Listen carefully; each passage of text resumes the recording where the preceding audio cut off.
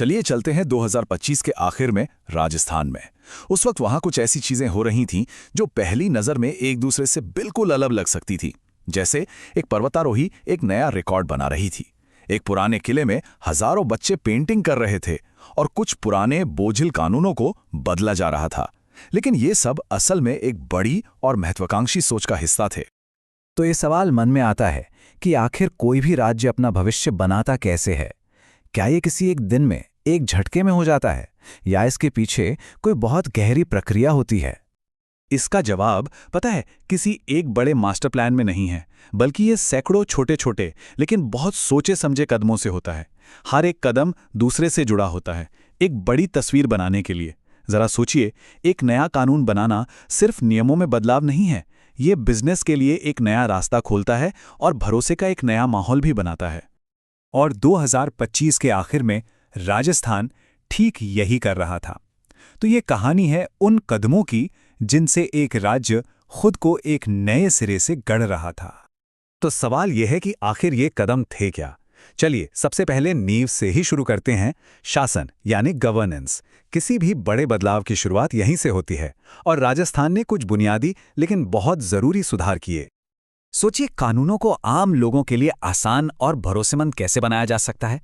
ये एक बहुत बड़ा सवाल था, खासकर तब जब छोटे-मोटे अपराधों के लिए भी बड़ी सजा का डर बना रहता हो।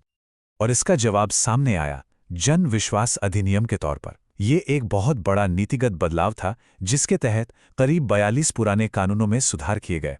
इसका सीधा सा मकसद था अदालतों का बोझ कम करना और सरकार व नागरिकों के बीच एक भरोसे का रिश्ता बनाना। और ये सिर्फ कोई कागजी बदलाव नहीं था, इसका जमीन पर क्या असर हुआ वो देखिए। जैसे पहले जंगल की जमीन पर मवेशी चराने जैसे छोटे से अपराध के लिए 6 महीने तक की जेल हो सकती थी। इस बदलाव के बाद जेल की सजा ही खत्म कर दी गई और उसकी जगह सिर्फ एक आर्थिक दंड रखा गया। और ये जो बदलाव था ना, ये सिर्फ कानूनों तक ही नहीं रुका, ये प्रतीकों तक भी पहुंचा। राजभवन का नाम बदलकर लोक भवन कर देना ये दिखाता है कि सोच पुरानी राजशाही वाली मानसिकता से हटकर ज्यादा लोकतांत्रिक, ज्यादा लोगों से जुड़ी हुई हो रही थी। अच्छा, शासन को दुरुस्त करने के साथ साथ राजस्थान अपनी आर्थिक ताकत को भी मजबूत करने में लगा था, और इसका लक्ष्य था निवेश और टैलेंट दोनों को अपनी ओर खींचना। नई फिल्म नीति इसका एक बहुत अच्छा उदाहरण है। इसका मकसद सिर्फ फिल्में शूट करवाना नहीं था, बल्कि राजस्थान को एक ग्लोबल फिल्म मेकिंग हब बनाना था।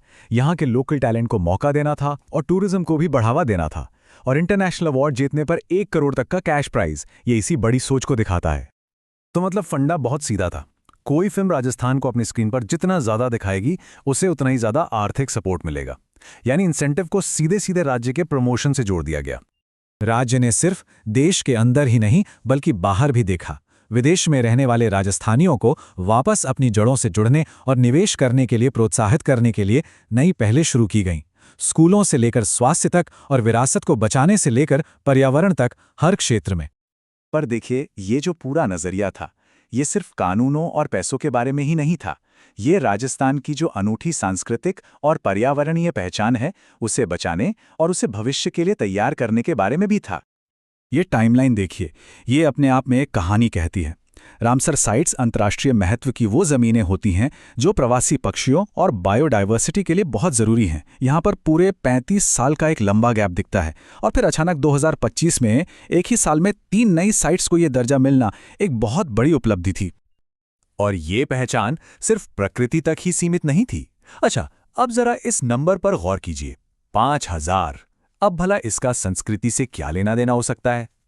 ये 5000 वो स्टूडेंट्स थे जिन्होंने एक ऐतिहासिक किले में एक साथ पेंटिंग की। ये टूरिज्म को बढ़ावा देने की एक बहुत ही क्रिएटिव स्ट्रैटेजी थी। एक ऐतिहासिक जगह को एक वर्ल्ड रिकॉर्ड बनाने का मंच बनाया गया, जिससे गागरों को दुनिया भर में एक नई पहचान मिली। क्योंकि आखिर में कोई भी विजन, कोई भी लक्ष्य लोगों से ही तो पूरा होता है। और इस बदलाव के दौर को कुछ खास नियुक्तियों और असाधारण उपलब्धियों ने एक नई पहचान दी। ये सिर्फ कुछ नाम नहीं है, इनके पीछे एक सोची समझी दिशा है। संस्कृत यूनिवर्सिटी में नियुक्ति का मतलब था प्राचीन ज्ञान को बढ़ावा देना, तो एग्रीकल्चर यूनिवर्सिटी में नियुक्ति राज्य के सबसे जरूरी सेक्टर को मॉडर्न बनाने का संकेत थी। इसी तरह सूचना आयोग में पारदर्शिता और कानून विभाग में कानूनी सुधारों पर जोर दिया गया। लेकिन कहानी सिर्फ सरकारी दफ्तरों और आधिकारिक नियुक्तियों पर ही खत्म नहीं होती। इसमें व्यक्तिगत जुनून और अविश्वसनीय उपलब्धियों के पल भी शामिल हैं, जिनका प्रतीक है ये नंबर। और ये नए राजस्थान की उस स्पिरिट को, उस जज्बे को दिखाता है। महत्वाकांक्षी, रिकॉर्ड तोड़ने वाला और दुनिया के मंच पर नई ऊंचाइयों को छूने वाला। मनस्वी की ये कामयाबी सिर्फ एक व्यक्तिगत जीत नहीं थी, बल्कि ये राज्य के युवाओं के लिए एक प्रेरणा थी कि कुछ भी मुमकिन है। तो बात साफ है, 2025 के आखिरी में जो कुछ भी हो रहा था वो बस यूं ही नहीं हो रहा था। वो असल में निर्माण के सोचे समझे काम थे, जो राज्य के लिए एक नया भविष्य बना रहे थे। तो अगर हम पीछे मुड़कर देखें तो हमें एक साफ सुथरा 4 स्टेप का ब्लूप्रिंट नजर आता है। शासन में सुधार से लेकर अर्थव्यवस्था को रफ्तार देने तक और विरासत को बचाने से लेकर लोगों को ताकत देने तक, ये एक पूरा और ठोस नजरिया था। ये विश्लेषण हमें दिखाता है कि कैसे एक नींव रखी जा रही थी, जो हमें एक आखिरी और सोचने वाले सवाल पर छोड़ जाता है कि इस मजबूत नींव पर अब आगे क्या बनेगा।